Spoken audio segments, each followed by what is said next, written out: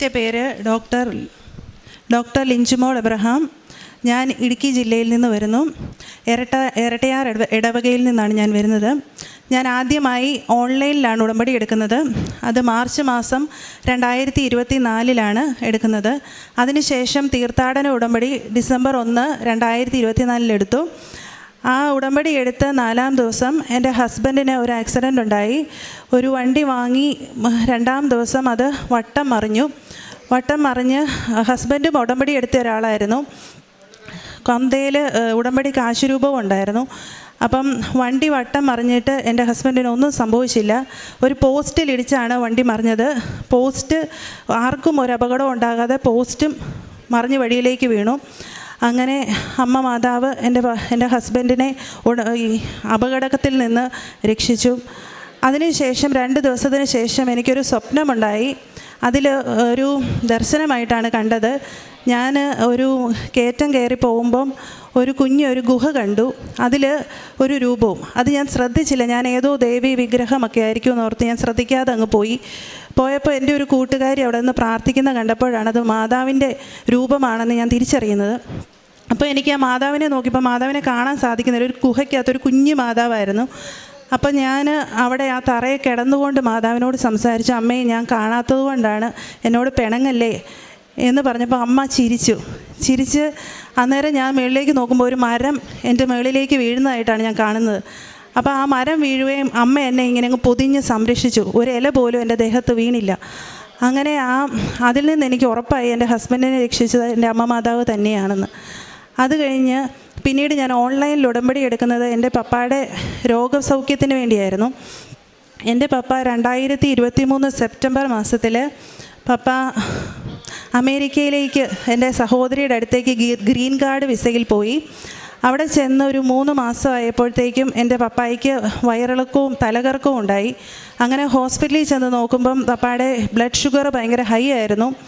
BP-യും high ആയിരുന്നു. 200-120 ഒക്കെ ആയിരുന്നു അതിൻ്റെ റേഞ്ച്. ക്രിയാറ്റിൻ 8 ആയിരുന്നു.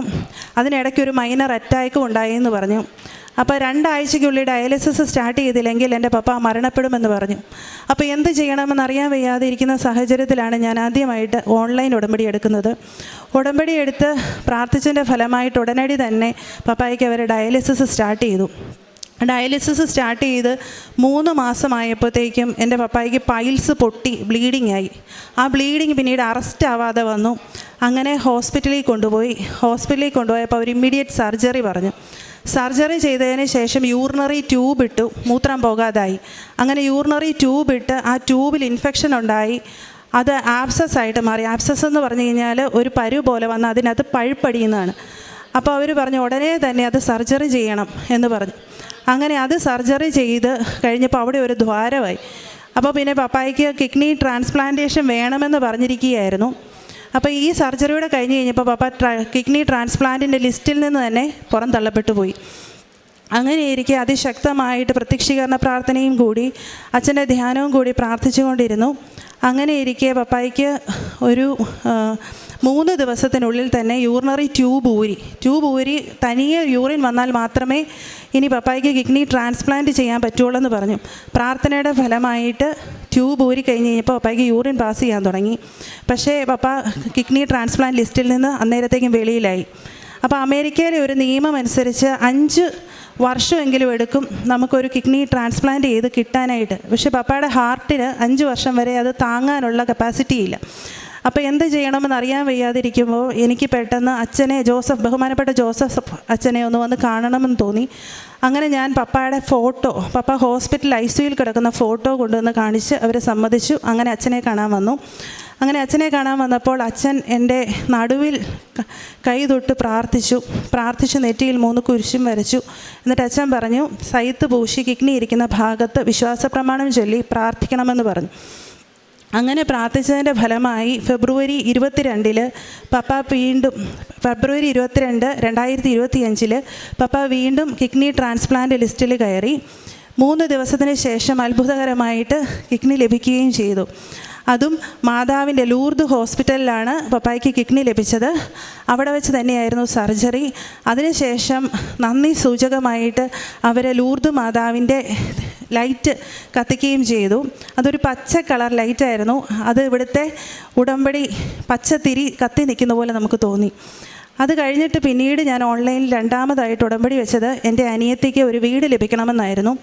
അപ്പോൾ 2020 തൊട്ട് അവളൊരു വീടിന് വേണ്ടി ശ്രമിക്കുന്നതാണ്. പക്ഷേ ഒരുപാട് തടസ്സങ്ങളായിരുന്നു. അതിനുശേഷം 2024 മാർച്ച് മാസത്തിൽ ഞാനും എൻ്റെ സഹോദരിയും എൻ്റെ ആങ്ങളെയും കൂടെ ഓൺലൈൻ ഉടമ്പടി എടുത്തിരുന്നു, എൻ്റെ പപ്പയുടെ രോഗസൗഖ്യത്തിനും അവൾക്ക് വീട് ലഭിക്കാനും വേണ്ടി. അതിൻ്റെ ഫലമായി ജൂൺ 16 ഉടമ്പടി അവസാനിക്കുന്നത് ജൂൺ 16 ജൂൺ 14 അവൾക്ക് വീട് ലഭിച്ചു. അവളുടെ ആഗ്രഹം പോലെ തന്നെ ഈ വീടിനടുത്ത് തന്നെയാണ് പള്ളിയും ഹോസ്പിറ്റലും എല്ലാം. അതായത് 6 മിനിറ്റ് ദൂരമേ ഉള്ളൂ ഈ വീട്ടിൽ നിന്ന് ഹോസ്പിറ്റലിലോട്ട് പോകാനും പള്ളിയിലേക്ക് പോകാനും. അങ്ങനെ ആ വീട് അവൾക്ക് ലഭിച്ചു. ജൂൺ 30 അവൾ വീട് ഒഴിയണമെന്നാണ് പറഞ്ഞിരുന്നത്.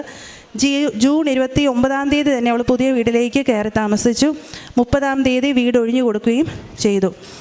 അടുത്തത് ഞാൻ ഒരു ദർശനം, എൻ്റെ പപ്പായ്ക്കും ഇതുപോലെ തന്നെ ഒരു ദർശനമുണ്ടായി. സ്വപ്നത്തിൽ മാതാവ് പപ്പായെ സംരക്ഷിക്കുന്നതായിട്ട് ഒരു ദർശനമുണ്ടായി. പിന്നീട് എനിക്ക് സുഗന്ധാഭിഷേകം ഉണ്ടായി വീട്ടിൽ വെച്ചും. പിന്നീട് ഇവിടെ കൃപാസന മാതാവിൻ്റെ അടുത്ത് വന്നപ്പോൾ മാതാവിൻ്റെ രൂപത്തിൽ നിന്നും എനിക്ക് സുഗന്ധാഭിഷേകമുണ്ടായി.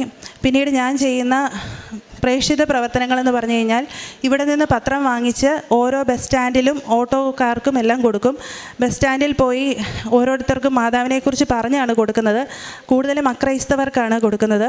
പിന്നെ കാരുണ്യ പ്രവൃത്തിയായിട്ട് ചെയ്യുന്നതെന്ന് പറഞ്ഞു കഴിഞ്ഞാൽ ഈ അനാഥാലയങ്ങളിലൊക്കെ പോയി സന്ദർശിക്കും. പിന്നെ പ്രായമുള്ള മാതാപിതാക്കളുടെ അടുത്ത് പോകും. പിന്നെ അവർക്കെല്ലാം എന്നെക്കൊണ്ട് പറ്റുന്ന രീതിയിലുള്ള സാമ്പത്തിക സഹായങ്ങളെല്ലാം ചെയ്യും. കൃപാസനത്തിൽ വരാൻ പൈസ ഇല്ല എന്ന് പറയുന്നവർക്കുമെല്ലാം ഞാൻ സാമ്പത്തികമായിട്ട് സഹായിക്കാറുണ്ട്. അതുപോലെ ഇവിടെ വന്ന് ഉടമ്പടി എടുത്തതിൻ്റെ ഫലമായിട്ട് ഞാനൊരു ആയുർവേദ ഡോക്ടറാണ്. അപ്പോൾ എൻ്റെ അടുത്ത് വരുന്ന പേഷ്യൻസിനെ എല്ലാം നന്നായിട്ട് ട്രീറ്റ്മെൻറ്റ് ചെയ്യാനും അവർക്ക് രോഗം പരിപൂർണമായിട്ടും സൗഖ്യപ്പെടുത്താനും എല്ലാം എനിക്കിപ്പോൾ സാധിക്കുന്നുണ്ട്. അപ്പോൾ എനിക്ക് ഒരുപാട് അനുഗ്രഹങ്ങൾ തന്ന എൻ്റെ അമ്മ മാതാവിനും ഈശോയ്ക്കും 1000 നന്ദി. പിന്നെ എൻ്റെ പ്രാർത്ഥനാ ജീവിതം എന്ന് പറയുന്നത്, ഞാൻ യാത്ര ചെയ്യുന്ന വഴികളിലെല്ലാം ഞാൻ ജപമാല ചൊല്ലും, കരുണക്കൊന്ത ചൊല്ലും. പിന്നെ എനിക്ക് പറ്റുന്ന പോലെയെല്ലാം ഞാൻ പള്ളിയിൽ പോയി പ്രാർത്ഥിക്കുകയും ചെയ്യും.